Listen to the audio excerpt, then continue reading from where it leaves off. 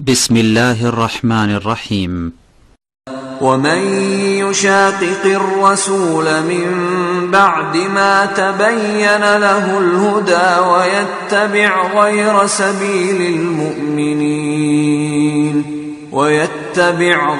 سبيل المؤمنين نوله ما تولى ونصله جهنم وساءت مصيرا.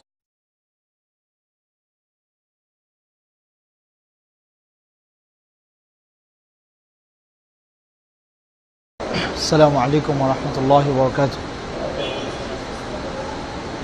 الحمد لله نحمده ونستعينه ونستغفره ونؤمن به ونتوكل عليه. من يهد الله فلا مضل له ومن يضلل فلا هادي له. وأشهد أن لا إله إلا الله وأن محمدا عبده ورسوله.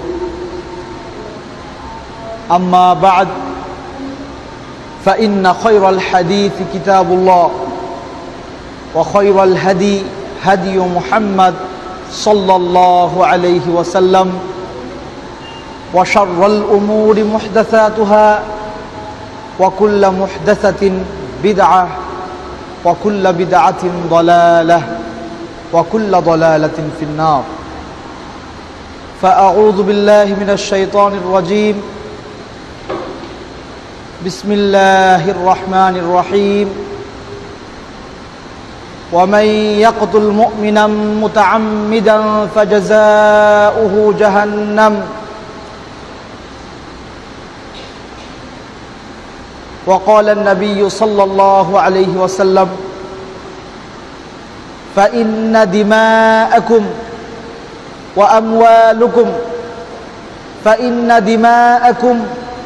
وأموالكم وأعراضكم حرام عليكم كحرمة يومكم هذا في شهركم هذا في بلدكم هذا أو كما قال رسول الله صلى الله عليه وسلم. মহান আল্লাহ সুবহানাহু ওয়া তাআলার দরবারে লাখো কোটি শুকরিয়া, যিনি আজকের এই পবিত্র দিনে আমাদের সবাইকে আল্লাহ সুবহানাহু ওয়া তাআলার আহ্বানে সাড়া দেওয়ার তৌফিক দিয়েছেন। আমরা সবাই বলি আলহামদুলিল্লাহ।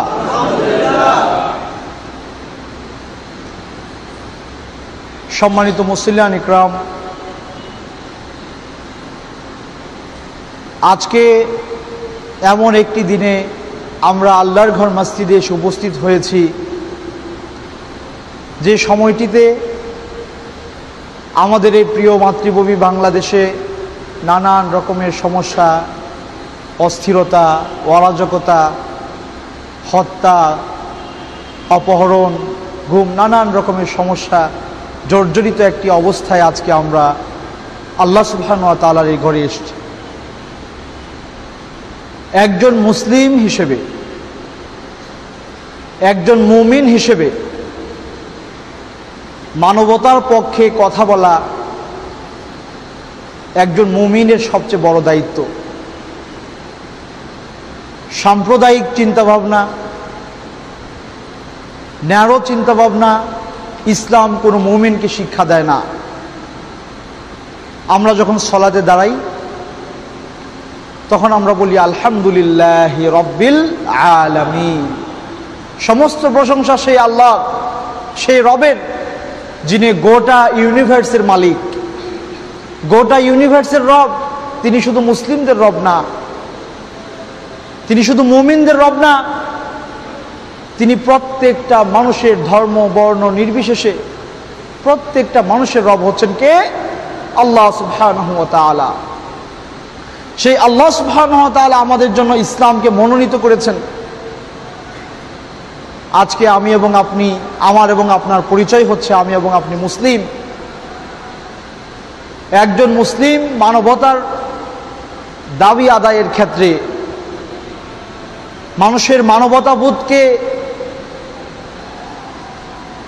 সামনে এগিয়ে নেওয়ার পেছনে একজন মুসলিমের সবচেয়ে বেশি অবদান থাকা জরুরি।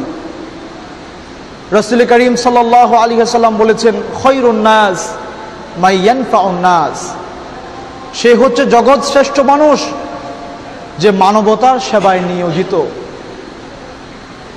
যে মানবতার সেবায় নিয়োজিত, সে হচ্ছে জগৎ শ্রেষ্ঠ মানুষ। আজকের এই পরিস্থিতিতে একজন মুসলিম হিসেবে এবং বাংলাদেশের একজন সুনাগরিক হিসেবে, এবং আল্লাহ সুবহানাহু ওয়া তাআলা যে আমাকে দু চারটা কথা বলার তৌফিক দিয়েছেন, এই দায়িত্বশীল ভূমিকা পালন করতে গিয়ে এই পরিস্থিতিকে সামনে রেখে আল্লাহ সুবহানাহু ওয়া তাআলা এই পরিস্থিতির কি সমাধান দিয়েছেন, মানবতার মুক্তির অগ্রপথিক রাসূল করিম সাল্লাল্লাহু আলাইহি ওয়াসাল্লাম এই পরিস্থিতি সম্পর্কে কি বলে গিয়েছেন, সেই ব্যাপারগুলো আমাদের আলোচনায় আসা দরকার। আমাদের সমাজের মানুষদেরকে জানানো দরকার, আমাদের মানুষদের মধ্যে সচেতনতা বৃদ্ধি করা দরকার। এই বিষয়টিকে কেন্দ্র করে, এই কথাটা মাথায় রেখে আজকে আমরা বর্তমান পরিস্থিতিতে মানুষের নিরাপত্তার যে অভাব, মানুষের জীবনের নিরাপত্তার অভাব, মানুষের সম্পদের নিরাপত্তার অভাব, মানুষের সম্মানের নিরাপত্তার যে অভাব আমরা অবলোকন করছি, এই পরিস্থিতির সমাধান কিন্তু আমরা সবাই চাই। এই সমাধান আমি চাচ্ছি, আপনি চাচ্ছেন, আমাদের দায়িত্বশীল কর্তা ব্যক্তিরা চাচ্ছেন, এবং সুশীল সমাজ নামে যে গোষ্ঠী আছেন তারাও চাচ্ছেন, এবং বাংলাদেশ থেকে বাহিরে যারা আছেন, যারা আমাদেরকে দেখছেন, তারাও চাচ্ছেন এই সমস্যার একটা সমাধান হোক। কিন্তু কেউই কোনো মতেই এই সমস্যা থেকে সমাধানের পথ খুঁজে বের করতে পারছেন না। কেন পারছেন না জানেন? পারছেন না এই কারণে যে মানুষকে আল্লাহ সুবহানাহু ওয়া তাআলা দুর্বল করে সৃষ্টি করেছেন। মানুষের চিন্তার লিমিটেশন আছে, মানুষের চিন্তার সীমাবদ্ধতা আছে, বাউন্ডারি আছে। কিন্তু আপনি যখন অসংখ্য মানুষের জীবন পথ বাতলে দিতে যাবেন, সেক্ষেত্রে আপনার সীমাবদ্ধ জ্ঞান নিয়ে আপনি হাজারো কোটি মানুষের সমস্যার সমাধান করতে পারেন না। আপনি তো আপনার নিজের জীবনের সমস্যাকেই, আপনি নিজের জীবনের সমস্যা থেকেই আপনি বের করতে পারছেন না, সমাধান বের করতে পারছেন না, তো আপনি হাজারো কোটি মানুষের সমাধান আপনি কিভাবে বের করবেন? অনেক দিন আগে একটা গল্প শুনেছিলাম যে এক ভদ্রলোক একটা মেয়ে বিয়ে করেছে, খুব খাটো একটা মেয়ে। তার দৈর্ঘ্য হচ্ছে আপনার 2.5 হাত দৈর্ঘ্য। এই মেয়ে একদিন আপনার পানি উঠানোর জন্য বড় গামলা আছে, অনেক নিচে ডিপ গামলা, ওটা থেকে পানি উঠাতে হয়। তো সে পানি আনতে গিয়ে তার নাকের ফুল ওই গামলায় পড়ে গিয়েছে। এখন ওই গামলার দৈর্ঘ্য হচ্ছে 2.5 হাত, মহিলাও 2.5 হাত। 2.5 হাত বলতে আমাদের হাতে 2.5 হাত, হয়তো তার হাতে সে 3.5 হাত। এই গামলার দৈর্ঘ্য হচ্ছে 2.5 হাত। এখন বলেন, এই 2.5 হাত মহিলা তার নাকের ফুল কি এই গামলার নিচে, পানির নিচে যে তার নাকের ফুল পড়ে আছে, সে হাত দিয়ে কি সেই ফুল উঠাতে পারবে? কোনোদিনও পারবে? হাজারো চেষ্টা করে সম্ভব না, সম্ভব না। কারণ তার যদি 2.5 হাত লম্বা তার শরীর হয়, তাহলে তার হাত কতটুকু? তার হাত কতটুকুই নিচে যাবে, তল পর্যন্ত গিয়ে পৌঁছবে না। ঠিক আমরা যারা মানুষ হিসেবে এই দুনিয়ায় আছি, আমরা আমাদের জীবন চলার পথ, আমাদের লাইফস্টাইল আমরা নিজেরা তৈরি করে কুল কিনারা পাবো না, সেটার সলিউশন আমরা বের করতে পারবো না। এটার সলিউশন বের করতে পারবেন তিনি, যিনি আমাকে এবং আপনাকে সৃষ্টি করেছেন, তিনি হচ্ছেন আল্লাহ সুবহানাহু ওয়া তাআলা। তাহলে আল্লাহ সুবহানাহু ওয়া তাআলার দেখানো পথ হচ্ছে আমার এবং আপনার জন্য সলিউশন, আমার এবং আপনার শান্তির পথ, আমার এবং আপনার মুক্তির পথ। প্রিয় ভাইরা, আজকের এই পরিস্থিতি, মানুষের জীবনের নিরাপত্তাহীনতা, মানুষের সম্পদের নিরাপত্তাহীনতা, মানুষের সম্মানের নিরাপত্তাহীনতা, এটা আমাদেরকে ভাবিয়ে তুলছে। আমাদেরকে ভাবতে হচ্ছে একজন নাগরিক হিসেবে এটা আমার দায়িত্ব, এটা আমার অধিকার, এটা আমার পাওনা রাষ্ট্রের কাছে যে আমি সুস্থভাবে বেঁচে থাকতে চাই।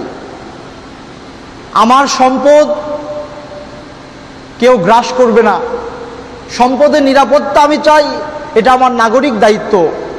আর এই কথাটাই রাসূল করিম সাল্লাল্লাহু আলাইহি সাল্লাম বিদায় হজ্জের ভাষণে সুন্দর করে নাগরিকদের এই অধিকারের কথা বলিষ্ঠ কণ্ঠে তিনি বলে গিয়েছেন। এই হাদিসটির উল্লেখ আছে সহিহ মুসলিমে, আবু বকর রাদিয়াল্লাহু তাআলা আনহু থেকে বর্ণিত। সহিহ মুসলিমের এই হাদিসটির উল্লেখ তিনি করেছেন। ইমাম মুসলিম হাদিসটি তার মুসলিম গ্রন্থে এনেছেন।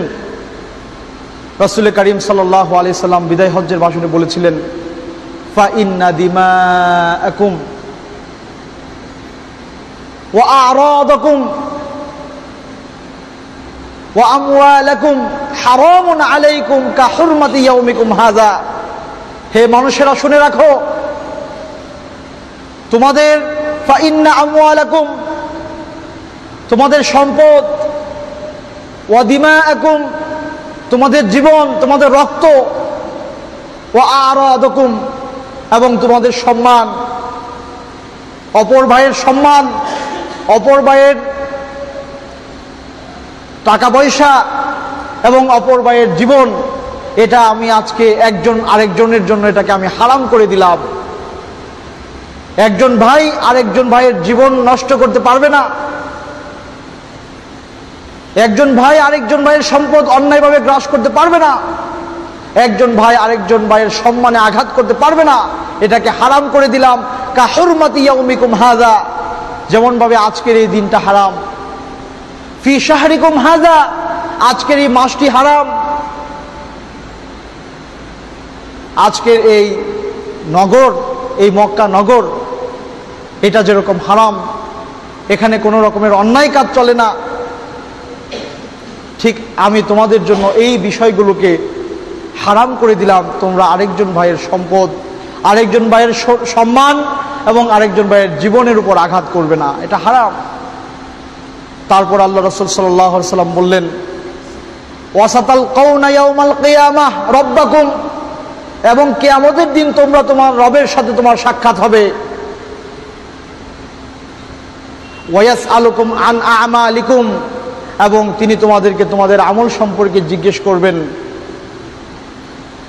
তারপর আল্লাহ রাসূল আমাদেরকে সতর্ক করে বলে গেলেন, ফালা তারজিউ বা'দি, ফালা তারজিআন্না বা'দি কুফফারান আও দুল্লালান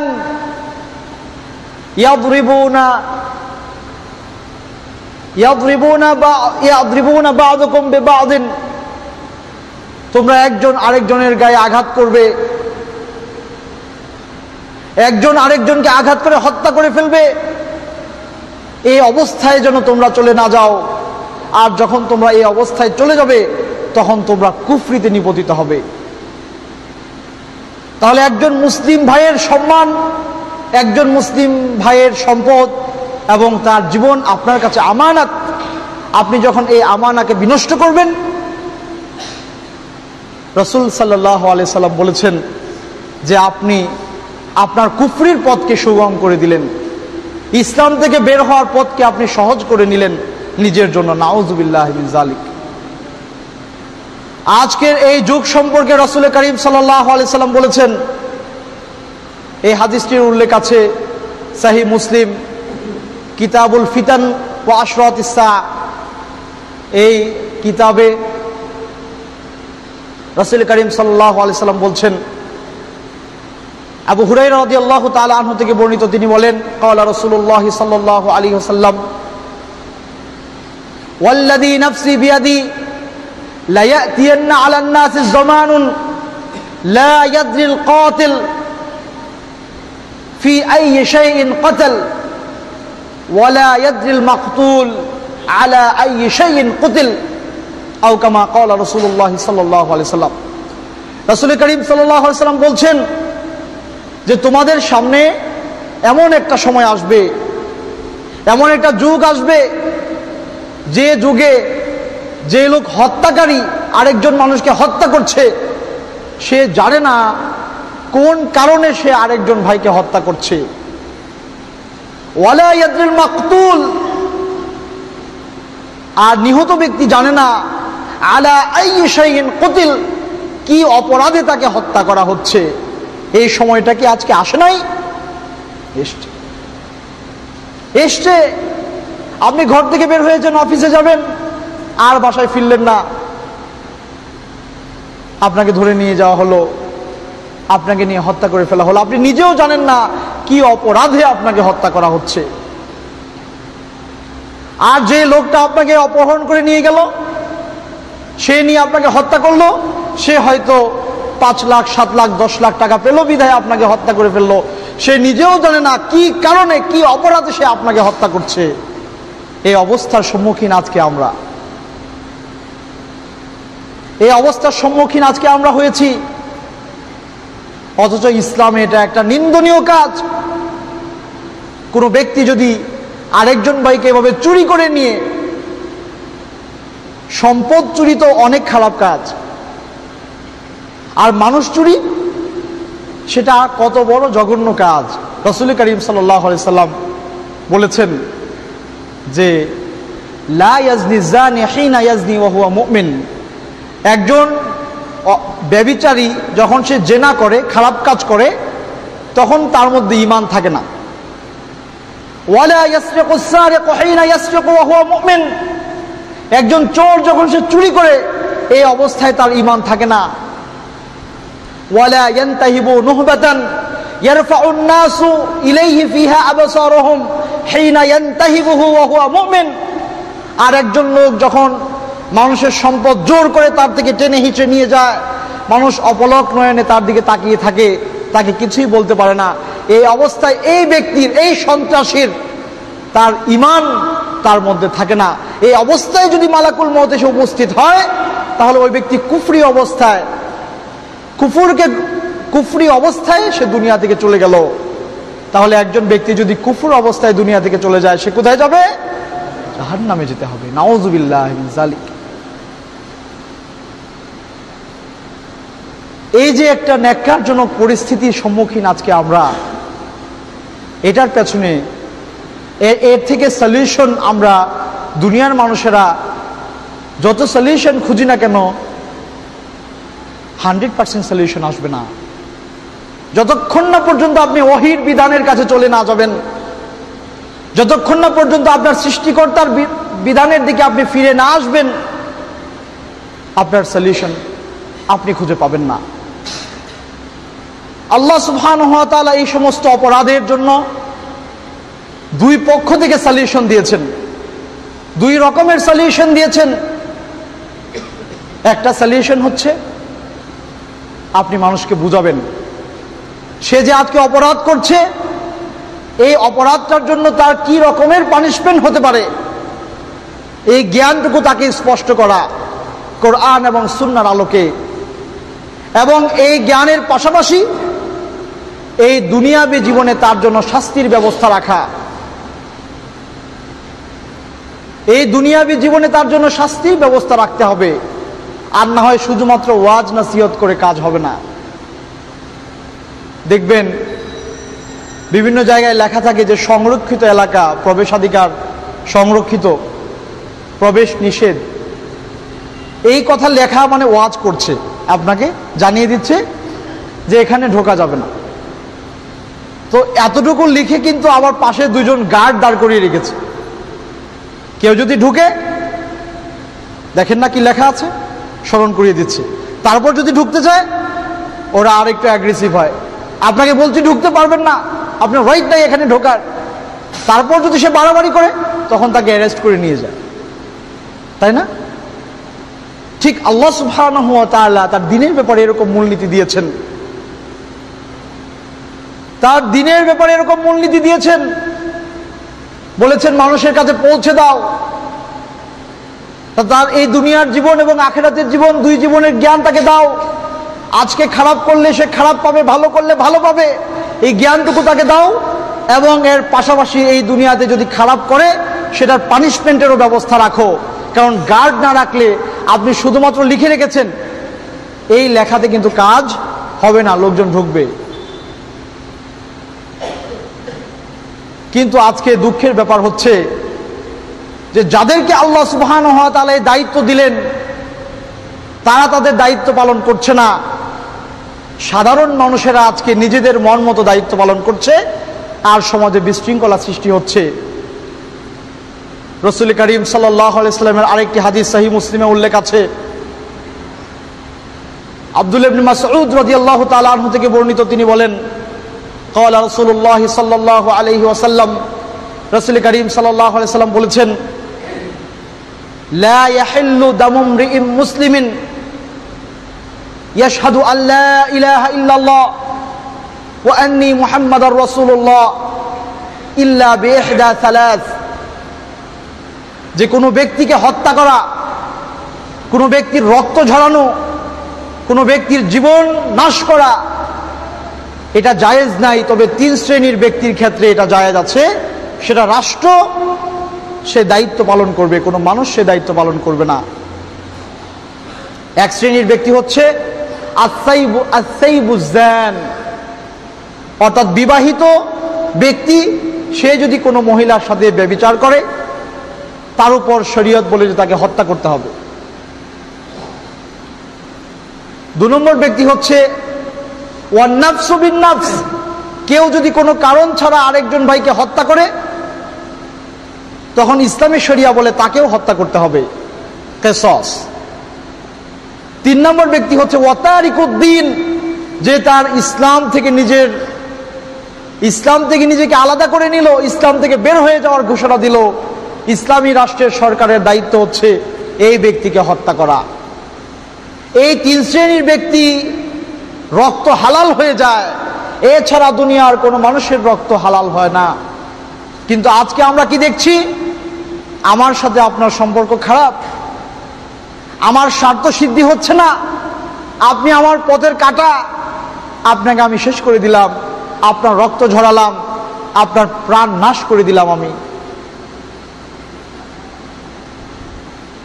সরকার যখন দায়িত্ব পালন করবে না তখন মানুষ দায়িত্ব পালন করতে যাবে, আর মানুষ যখন দায়িত্ব পালন করতে যাবে তখন হাজারো রকমের ফাসাদ তৈরি হবে।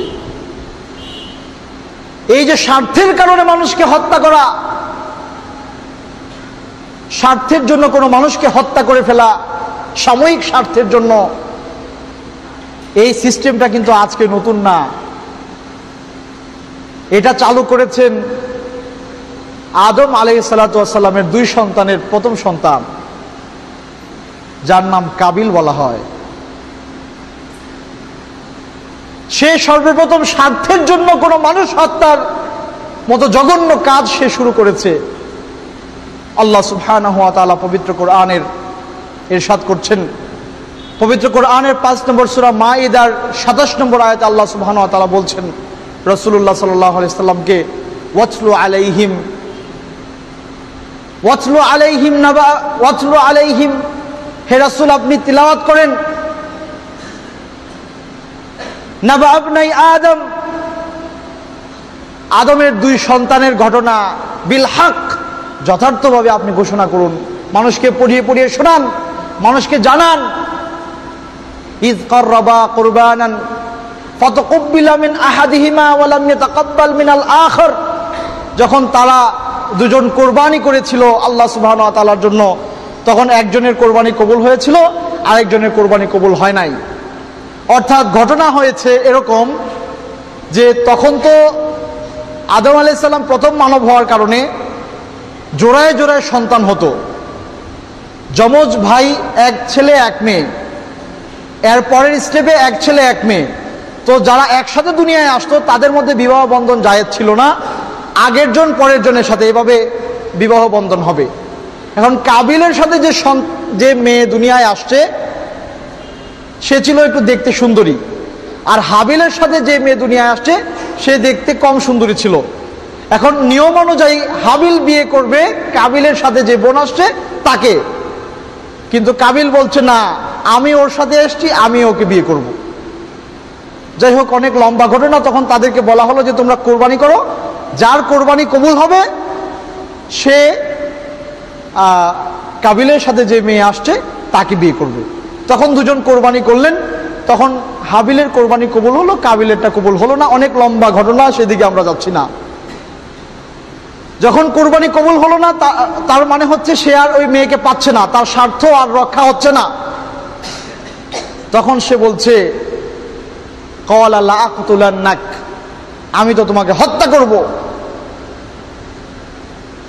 এই কথা বলার পরে তার ভাই উত্তর দিচ্ছে, ছোট ভাই উত্তর দিচ্ছে, ইন্নামা ইয়াতাকাব্বালুল্লাহু মিনাল মুত্তাকিন, তুমি আজকে শরীরের শক্তি আছে বিধায় আমাকে হত্যার ভয় দেখাচ্ছ। মনে রেখো, আল্লাহ সুবহানাহু ওয়া তাআলার ভয় ভীতি যার মধ্যে আছে, আল্লাহ তো তার ব্যাপারটাকেই গ্রহণ করেন, তাকেই কবুল করেন। লা ইন বাসাত্তা ইলাইয়া ইয়াদাক, তুমি যদি তোমার হাতকে সম্প্রসারিত করো আমাকে হত্যা করার জন্য, আমি আমার হাতকে সম্প্রসারিত করব না তোমাকে হত্যা করার জন্য। তুমি আজকে শক্তি আছে বিধায় আমাকে চাচ্ছ মেরে ফেলতে, তুমি আমাকে মারতে পারো, আমি তোমাকে হত্যার জন্য অগ্রসর হব না। এই কথা বলার পরে তিনি একটা কারণ বর্ণনা করেছেন। কি কারণে? তুমি একটা কারণে আমাকে হত্যা করতে আসছো, আর আমি একটা কারণে তোমাকে হত্যা করতে যাচ্ছি না, সেই কারণটা তিনি চমৎকারভাবে বর্ণনা করেছেন। তিনি বলেছেন, ইন্নী আখাফুল্লাহ রাব্বাল আলামিন, আমি তো তোমাকে এই কারণেই হত্যা করতে যাব না, এগিয়ে যাব না, কারণ আমি তো আল্লাহ সুবহানাহু ওয়া তাআলাকে ভয় করি। তুমি দুনিয়ার সামান্য একটা স্বার্থ পাওয়ার জন্য তুমি আমাকে হত্যা করতে আসছো, তুমি দুনিয়ার জীবনটাকে প্রাধান্য দিয়েছো, আর আমি আমার মালিক আল্লাহ সুবহানাহু ওয়া তাআলাকে প্রাধান্য দিচ্ছি। আল্লাহ সুবহানাহু ওয়া তাআলা সূরা নাজিয়াতে বলছেন, ওয়া আসারাল হায়াতাদ দুনিয়া, কিছু মানুষ আছে যারা দুনিয়াটাকে সামনে রাখে আর আল্লাহ সুবহানাহু ওয়া তাআলাকে রাখে পেছনে। ফা ইন্নাল জাহিমা হিয়াল মাওয়া, তার স্থান হচ্ছে জাহান্নাম, তার স্থান হচ্ছে জাহিম। তাহলে এই দুনিয়ার সামান্য স্বার্থের কারণে যখন আমি একজন ভাইকে হত্যা করছি, এই টেম্পোরারি একটা পাওনার জন্য, টেম্পোরারি একটু মজার জন্য, একটু আকাঙ্ক্ষা, একটু মনের ইচ্ছা, চোখের ক্ষুধা মেটানোর জন্য আমি এত বড় কাজ করে ফেলছি, আমি মোটা বুদ্ধির মানুষ হওয়ার কারণে এই কাজটা করছি। আমি যদি সূক্ষ্মদর্শী হতাম, আমার দৃষ্টিশক্তি যদি লম্বা হতো, আমার আকল যদি আমার আবেগকে কন্ট্রোল করতে পারতো, তাহলে আমি এরকম বোকামি কাজে আমি কখনোই যেতাম না।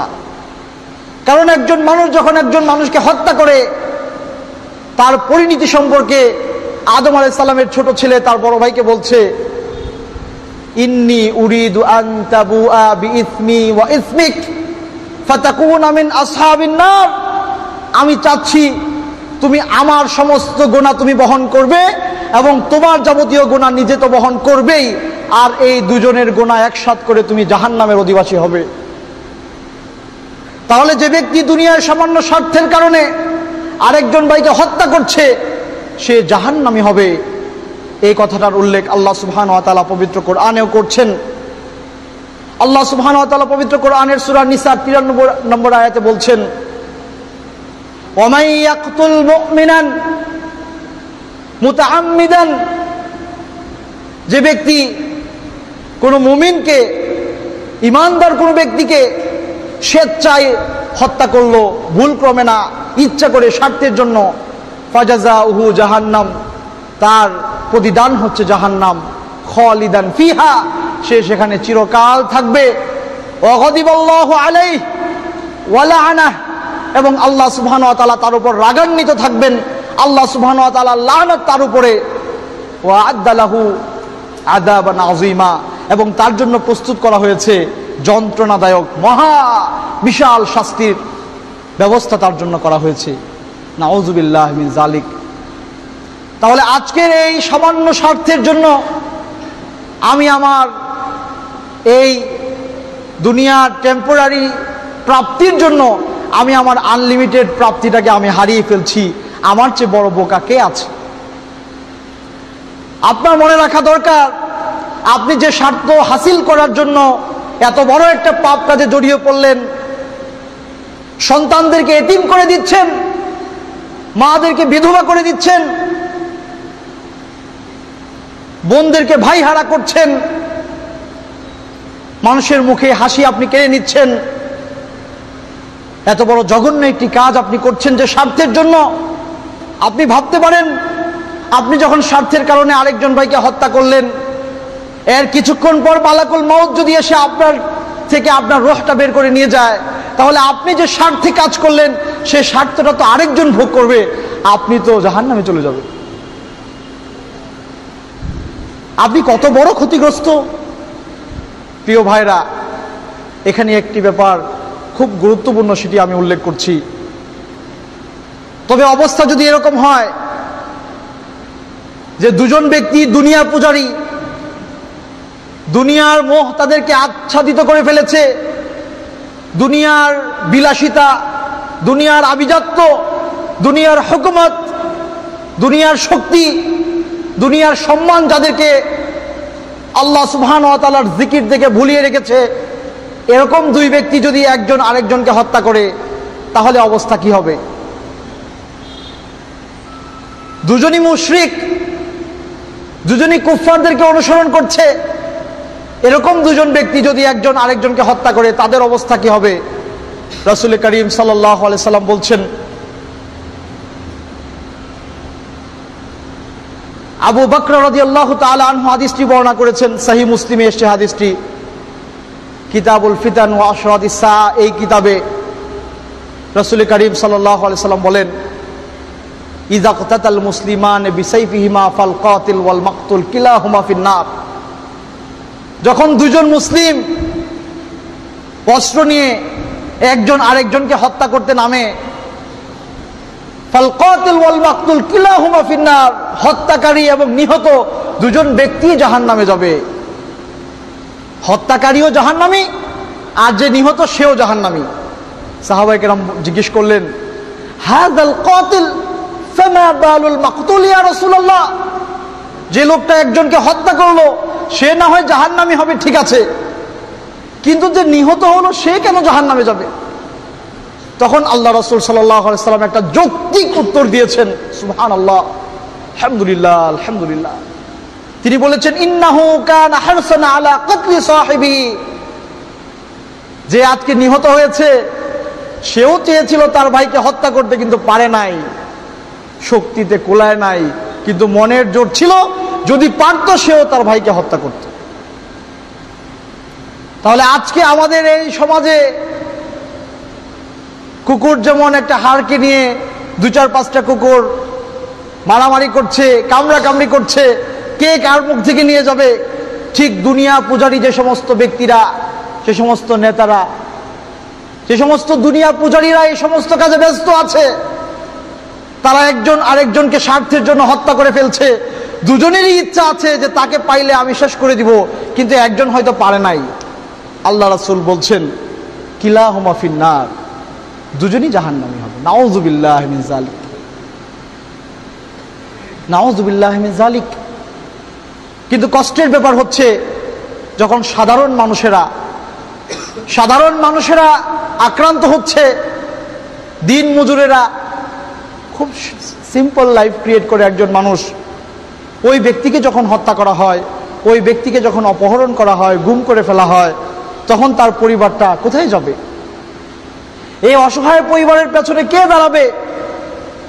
যে সমস্ত মানুষেরা আজকে এই কাজগুলো করছে, এবং যারা এই কাজের সূচনা করেছে, যারা এই কাজ মানুষকে দেখিয়ে দিচ্ছে, অবাক ব্যাপার হচ্ছে, অবাক লাগে যে ইন্ডিয়ায় একটা ছোট বাচ্চা ধর্ষিতা হলো, এই শিক্ষা বাংলাদেশের মানুষেরাও প্র্যাকটিস করা শুরু করে দিল। বাংলাদেশের একটা জেলায় অপহরণ হলো, 4, 5, 6টা জেলা এই শিক্ষা আমরা প্র্যাকটিস শুরু করে দিলাম। এই যে একজন মুআল্লিম, একজন মুদাররিস, একজন টিচার যিনি এই প্রশিক্ষণটা শুরু করে দিলেন, তার অবস্থা কিন্তু খুব খারাপ হবে। আর তাদের সবার গুরু হচ্ছেন আদম আলাইহিস সালাতু ওয়াস সালামের প্রথম সন্তান, যিনি সর্বপ্রথম মানব হত্যার মতো জঘন্য অপরাধ করেছিলেন। রাসূল করিম সাল্লাল্লাহু আলাইহি সাল্লাম বলছেন, সহিহ মুসলিমের হাদিস, একই অধ্যায়ের, তিনি বলছেন যে লা তুকতালু নাফসুন যুলমান, যদি কোনো ব্যক্তি মাজলুম, নির্যাতিত, নিষ্পেষিত, নিরপরাধ কোনো ব্যক্তিকে যখন জুলুমের শিকার হয়ে সে নিহত হয়, ইল্লা কানা আলা ইবনে আদমিল আউয়াল কিফলুন মিন দামিহা, তাহলে এই হত্যার জন্য যতটুকু গুনাহ হলো এর একটা অংশ আদম আলাইহিস সালামের প্রথম সন্তান পাবে। কেন পাবে?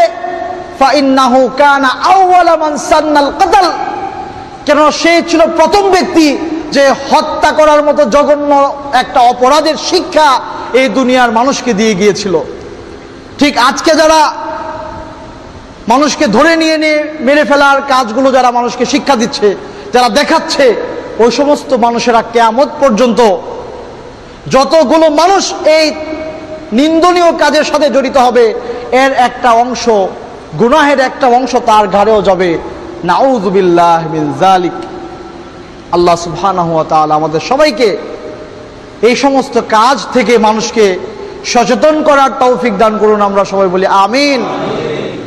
এবং আমাদের নিজেদের জন্য এটা সবচেয়ে বড় শিক্ষা। আমার এবং আপনার এই দুনিয়ার কোনো স্বার্থ চলে যেতে পারে, কিন্তু তাই বলে আমি আমার আখিরাত নষ্ট করতে পারি না। প্রিয় ভাইরা, আজকে এই দুনিয়ার সমস্ত মানুষেরা উঠে পড়ে লেগেছে এই বৃহৎ সমস্যা থেকে উঠে আসতে, কিন্তু তারা পারছেন না। তাদের কাছে আমাদের আহ্বান, আসুন আমরাও শান্তি চাই। আপনি যে শান্তির স্বপ্ন দেখছেন, আমিও সে শান্তির স্বপ্ন দেখি। আমরা মুসলিমরাও সে শান্তির স্বপ্ন দেখি। আপনারা চেষ্টা করে পারছেন না সে শান্তি ফিরিয়ে আনতে। ওয়াহির বিধান বাস্তবায়ন করে দেখুন, শান্তি যদি আসে সেটাকে গ্রহণ করেন। আর যদি শান্তি দিতে না পারে, গ্রহণ করার কথা আমি বলছি না, বাস্তবায়ন করে দেখেন কতটুকু সুফল আপনি এবং আমি ভোগ করতে পারি। প্রিয় ভাইরা, ইসলাম এমন একটি রিলিজিয়ন, ইসলাম এমন একটি ধর্ম, ইসলাম এমন একটি জীবন বিধান, ইসলাম এমন একটি চিন্তা, ইসলাম এমন একটি মতাদর্শ যে মানবতার অধিকার রক্ষার জন্য ইসলাম যতটুকু কথা বলেছে, এই দুনিয়ার কোনো মানুষ, কোনো মত, কোনো পথ মানবতার পক্ষে এত লম্বা কথা, এত চমৎকার কথা বলতে পারেনি। আজকে এই দুনিয়ার একজন মানুষ যদি 10 জন ব্যক্তিকে হত্যা করে, তাহলে তার হত্যার প্রমাণ যদি পাওয়া যায়, তাহলে তাকে আপনি সর্বোচ্চ একবার দুনিয়াতে শাস্তি দিতে পারবেন, তাকে হত্যা করতে পারবেন, তাকে ফাঁসিতে ঝুলিয়ে মৃত্যুদণ্ড দিতে পারেন, অথবা তাকে কতল করে ফেলতে পারেন। তাহলে সে তো 10 জন ব্যক্তিকে হত্যা করেছে, 10টা প্রাণ সে জড়িয়েছে, 10টা প্রাণ নাশ করেছে, 10 জন ব্যক্তি তার হাতে নিহত হয়েছে। কিন্তু সে মৃত্যুর যন্ত্রণা ভোগ করছে কয়জনের? একজনের। হিটলার, যিনি লক্ষ লক্ষ মানুষকে হত্যা করেছিলেন, তার বিচার যদি এই দুনিয়ার কোনো মানুষ করতে চায়, পারবে না। তার মতো এরকম যত হিটলার দুনিয়ায় জন্ম নিবে, তাদের বিচার যদি কোনো মানুষ করতে যায়, কোশ্চিন কালেও পারবে না। কিভাবে পারবে? কারণ সে 10 লক্ষ মানুষকে যদি হত্যা করে থাকে, তাহলে আপনি তাকে একবার হত্যা করতে পারবেন।